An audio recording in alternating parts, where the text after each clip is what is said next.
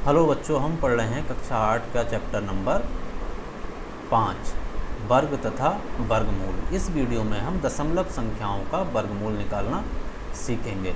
बच्चों, नॉर्मल संख्याओं का हम वर्गमूल निकालना पिछली कक्षा में सीख चुके हैं। इसमें हम सिर्फ और सिर्फ दशमलव संख्याओं का वर्गमूल निकालना सीखेंगे। जैसे 1764 है, ठीक है।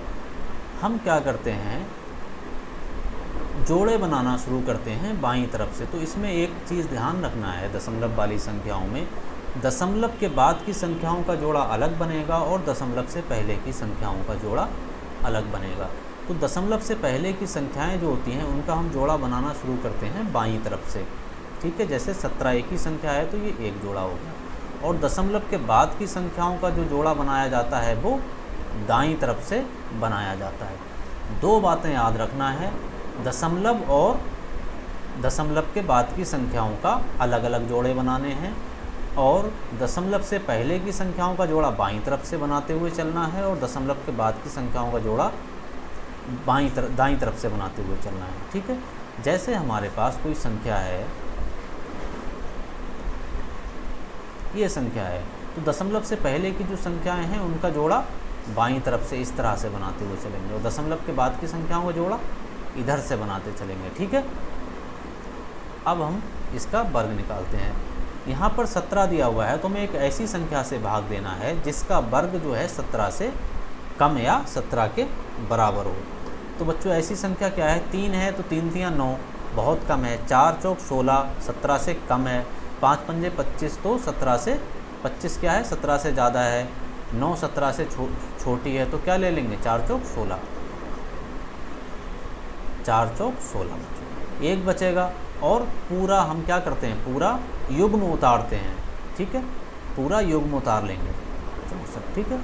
अब दशमलव के बाद का युग्म उतारा है तो यहाँ पर हम क्या करेंगे बच्चों, दशमलव लगा देंगे, ठीक है। अब 4 जैसे है, हम जिस तरह से लिखते हैं 4 का दुगना करके यहाँ लिख देंगे 8, ठीक है बच्चों। अब यहाँ पर हम एक डैश का निशान लगाएंगे और इसके नीचे ऐसी संख्या लिखेंगे जिससे गुणा करने पर 164 या उससे, यहाँ क्या करें, डैश के बराबर में अगर हम 2 लिखते हैं तो 82 दूनी होता है 164, तो यहाँ 2 लिख दें और जो 2 लिखा है उसी की 82 से गुणा कर देंगे तो ये हो गया 164, ठीक है। तो हमारा वर्ग कितना आ गया, 1764 का जो हमारा वर्गमूल है वो कितना निकल के आया, 4.2, ठीक है बच्चों। अब हम कुछ उदाहरण करेंगे जिससे हमारी समझ में ये बहुत अच्छे से आ जाएगा, ठीक है। जैसे 12.25 है, क्या है, 12.25। ये दशमलव के बाद की संख्याओं को हम एक एक करके पढ़ते हैं। जैसे 12.25 नहीं पढ़ेंगे, क्या पढ़ेंगे, 12.25, ठीक है, या 12.25 इस तरह से पढ़ेंगे। ऐसे नहीं पढ़ेंगे 12.25, ठीक है, इससे तरह नहीं पढ़ते हैं।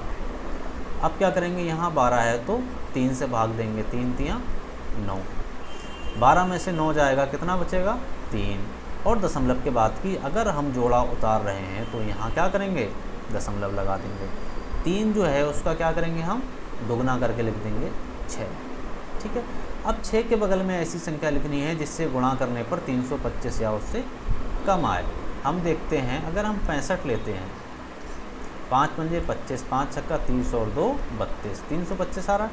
तो हम यहाँ क्या करें, 65 को 5 से गुणा करेंगे तो कितना आएगा, 325, ठीक है। यहाँ हो गया 5, तो 12.25 का जो वर्गमूल आया वो कितना आया, 3.5, ठीक है। अगला सवाल देखते हैं हम। देखो बच्चों, एक वर्गाकार क्षेत्र, वर्ग का क्षेत्रफल क्या होता है बच्चों, वर्ग का क्षेत्रफल बराबर होता है a²। कितना दिया हुआ है बच्चों, 2304 मीटर स्क्वायर है। इस वर्ग क्षेत्रफल की भुजा ज्ञात कीजिए। अगर हमें भुजा निकालनी है तो क्या करेंगे, क्षेत्रफल का वर्ग कर देंगे, यानी कि भुजा क्या होती है हमारी, a² बराबर क्या निकल के आएगा, a, और ये क्या है हमारी भुजा। 2304 का हम क्या करेंगे, वर्ग कर देंगे। ठीक है, सबसे पहले क्या करते हैं, बाईं तरफ से जोड़े बनाना शुरू करते हैं। ठीक है, अब जोड़े बन गए। अब 23 को ऐसी संख्या से भाग देंगे जिसका वर्ग 23 से कम हो, तो वो संख्या है हमारे पास 4 चौक 16। 13 में से 6 जाएगा बच्चों, अगर 23 में से 6 जाएगा तो कितना बचेगा, 7। ठीक है, और पूरा जोड़ा उतार लेंगे, 0 4। 4 का हम क्या करेंगे, दुगना करके लिख देंगे, 4 दूनी 8। ठीक है बच्चों, अब हम देखते हैं यहाँ पर 4 लेके देखते हैं, 4 चौक 16, तो यहाँ पर नहीं आ रहा है, 4 चौक 16। ठीक है बच्चों, 4 चौक 16 नहीं आएगा, और 8 चौक 32, 4 चौक 16 के 6, 8 चौक 32, और 32 और 1 33, बहुत कम आ रहा है। तो हम क्या करें, 88, 8 लेके देखें, 8 8 64, हाथ से लगे 6, 8 6 48 और 6, 8 8 64, हाथ से लगे 6, 8 8 64 और 6 70। तो बच्चों हम यहाँ 86 ले लेते हैं, तो ये आ जाएगा 86 छक्का 706 704। यहाँ पर हमने 4 चौक 16 लिया था, तो ये 4 है। तो 2304 का जो वर्गमूल निकल के आया वो आया 46, यानी कि जो भुजा है जो ए के बराबर है वो कितनी निकल के आई, 46 मीटर। देखो बच्चों, यहाँ मीटर स्क्वायर दिया हुआ है क्षेत्रफल में, और जब हम भुजा निकालते हैं तो उसका जो वर्ग हट जाता है और वर्गमूल में क्या आता है, सिर्फ मीटर। ठीक है, अगला सवाल देखते हैं हम। एक विद्यार्थी ने 2401 एक विद्यालय में टोटल विद्यार्थी कितने हैं, 2401 टोटल स्टूडेंट्स हैं हमारे 2401। पीटी अध्यापक उन्हें पंक्ति एवं स्तंभ में इस प्रकार खड़ा रखना चाहते हैं कि पंक्तियों की संख्या स्तंभ की संख्याओं के बराबर हो। मान लिया पंक्ति की संख्या ए है, ठीक है, किसकी संख्या हो गई जे, पंक्ति की संख्या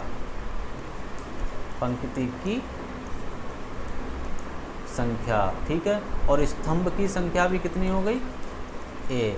तो टोटल संख्या क्या हो जाएगी, ए स्क्वायर। तो हमें पूछा क्या है, पंक्तियों और स्तंभ की संख्या के बराबर है तो संख्या ज्ञात कीजिए।